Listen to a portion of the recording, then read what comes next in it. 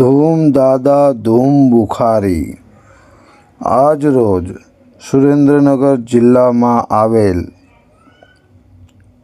લીંબડી તાલુકાના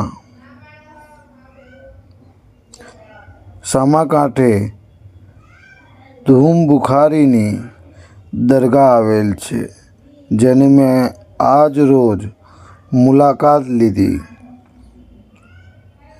જ્યાં દાદા બુખારી વિસામોયિક પ્રકારે ગણવામાં પણ આવે છે. આજ દાદાની 11મીનો મહાપ્રસાદ, જેમાં વેજ બિરયાની, સેવગુંદી અને છાશ દેવામાં આવે છે, જે હાલ હિન્દુ સમાજના ચાવડા પરિવાર બુખારી દાદાની સેવા પૂજા કરે છે, જે એમના કુળમાં પૂજાય છે. ખરેખર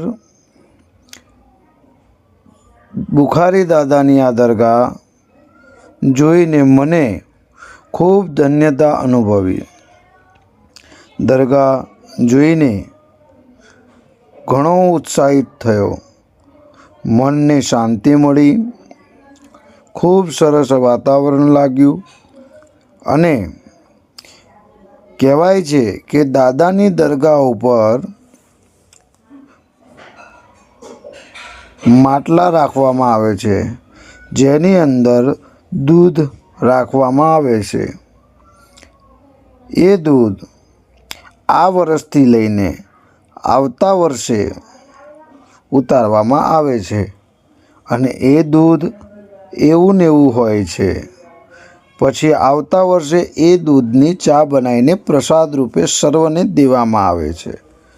ખૂબ સરસની વાત તો એ મને લાગી કે હાલમાં બુખારી દાદાની દરગાહની જગ્યામાં હિન્દુ અને મુસ્લિમનું એકતાનું પ્રતીક મને ત્યાં લાગ્યું.